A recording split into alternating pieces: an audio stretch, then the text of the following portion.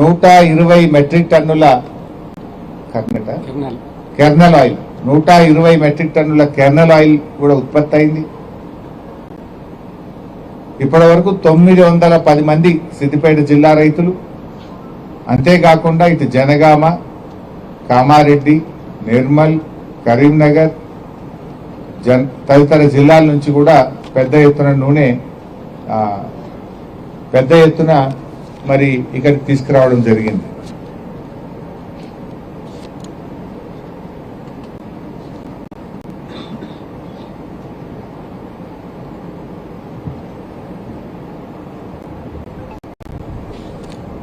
So ఇట్లా మరి ఈ ఫ్యాక్టరీ అనేది ప్రారంభం కావడం నిజంగా నాకు చాలా సంతోషంగా ఉంది. అంటే కొన్ని ఏళ్ల కళ, సిద్దిపేటకు గోదావరి జలాలు అనేది దశాబ్దాల కళ. 30-40 ఏళ్ల కళను కేసీఆర్ గారు గోదావరి నీళ్లు తెచ్చి ఈ ప్రాంతంలో సాగైతాము. నేను గతంలో 2016-17లో మొదటి నుంచి 2004 నుంచి ఈ ప్రజల దయతో కేసీఆర్ దయతో ఎమ్మెల్యే ఉన్నా 2016-17లో గిట్లే యాసంగి పంట రివ్యూ చేస్తే 8,000 ఎకరాల వరి ఉండే సిద్దిపేట కాన్స్టిట్యున్సీలో. 8,000 ఎకరాల వరి. ఈ రోజు సిద్దిపేట కాన్స్టిట్యున్సీలో యాసంగి పంట 80,000 ఎకరాల వరి ఉన్నది. 8,000 ఎకరాలు ఎక్కడ, 80,000 ఎకరాలు ఎక్కడ? 10 అంతలు పెరిగింది కదా. రేవంత్ రెడ్డి అంటాడు కాళేశ్వరం కూలిపోయింది. అది నోరా మోరే నాకు అర్థం. మరి 80,000 ఎట్లా పడుతుంది మన సిద్దిపేటలో? దుబ్బాకలు ఎందుకు పెరిగింది? గజ్వేల్ ఎందుకు పెరిగింది? మానకొండూరులు ఎందుకు పెరిగింది? యాదాద్రిలో ఎందుకు పెరిగింది? ఇవన్నీ కాళేశ్వరం గాలకెళ్ళి వస్తున్నాయి. కాళేశ్వరంలోకి వెళ్ళి రాకపోతే, రంగనాయక సాగర్కి రాకపోతే అంటే పిచ్చి మాటలు. ఎంత సంతోషం. 8,000 ఎకరాలు పండే వరి 80,000 ఎకరాలు పండుతుంది అంటే ఇది ఎంత గొప్ప మార్పు.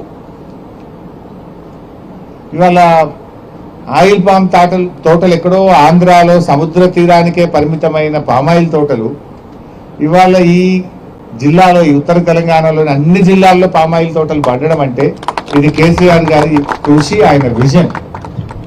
అంటే రైతులకు మేలు కావాలనే తపన కేసీఆర్ది. అంటే ఇంత మంచిగా నీళ్లు ఇచ్చినాం, ఇంత మంచిగా కరెంట్ ఇచ్చినాం, పెట్టుబడి సాయం చేసినాం, రైతులకు ఇంత అధిక ఆదాయం 4 రూపాయలు ఎక్కువ వచ్చే పంట పండించాలని పాపం కేసీఆర్ గారు ప్రతి జిల్లాకు నర్సరీ పెట్టించిండు, ప్రతి జిల్లాకు ఫ్యాక్టరీని శాంక్షన్ చేసిండు. ఈ గవర్నమెంట్ వచ్చినాక పట్టించుకుంటలేదు. ఈవెన్ ఈ ఫ్యాక్టరీలో కూడా అప్పుడే మేము రిఫైనరీ అండ్ ప్యాకింగ్ కూడా శాంక్షన్ చేసినాం. రిఫైనరీ మరియు ప్యాకింగ్ ఇప్పుడు 2 తయారైనాయి ఇక్కడ. ఒకటి క్రూడ్ పామాయిల్ వచ్చేసింది. ఆ క్రూడ్ పామాయిల్ ను రిఫైనరీ ద్వారా వంట నూనెగా తయారు చేసి ప్యాక్ చేయాలి. అది కూడా ఇక్కడ శాంక్షన్ అయి ఉన్నది. ఆ రోజు కేబినెట్ ఆమోదించింది. దాని పనులు కూడా తొందరగా ప్రారంభించాలని కూడా నేను డిమాండ్ చేస్తా ఉన్నా. అది ఆపిపెట్టింది. ఇప్పుడు నూనె వచ్చింది. ఇప్పుడు ఎదిగిపోతుంది ఇది. ఈ క్రూడ్ పామాయిల్ ప్రైవేట్ కంపెనీలకు హైదరాబాద్ పంపిస్తున్నారు. 600 మెట్రిక్ టన్నులు వచ్చింది.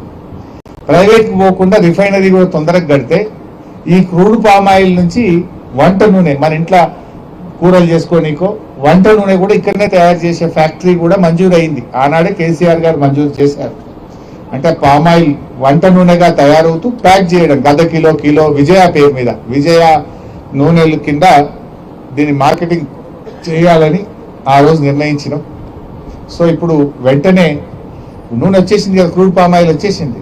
వెంటనే రిఫైనరీ పెట్టి ప్యాకింగ్ యూనిట్ పెట్టి ఆ పనులు కూడా ప్రారంభించాలని కూడా నేను మంత్రి తుమ్మల నాగేశ్వరరావు గారిని ఈ సందర్భంగా కోరుతా ఉన్నా. ఎందుకంటే శాంక్షన్ ఉంది, కొత్తదేం లేదు ఇలా. Already it was sanctioned by cabinet, GO was issued, budget was allocated. Now you please start the work. సరే నిన్నటి దాకా నేను కూడా ఎందుకు అడగలేదంటే నూనె అయితే వస్తే కదా మంచి నూనె తయారయ్యేది. ఇప్పుడు వచ్చేసింది 600 మెట్రిక్ టన్నుల క్రూడ్ పామాయిల్ వచ్చేసింది. ఇప్పుడు మంచి నూనెగా తయారు చేయి, దాన్ని ఒట్టిగా బయటకు పంపే బదులు రైతులకు మేలవుతుంది. ఇందులో వచ్చే ప్రతి రూపాయి కూడా రైతులకే. ఇది ఆయిల్ ఫెడ్ కార్పొరేషన్ అనేది రైతులు సభ్యులుగా రైతుల సంఘం. ఇది దీంట్లో 1 రూపాయి ఎక్కువ మిగిలితే ఆ రూపాయి రైతుకే పోతుంది. అందువల్ల మంచి నూనె తయారు చేసి ప్యాక్ చేసి మార్కెటింగ్ చేస్తే ఇంకా 10 రూపాయలు పెరిగి ఇప్పుడు టన్నుకు 19,500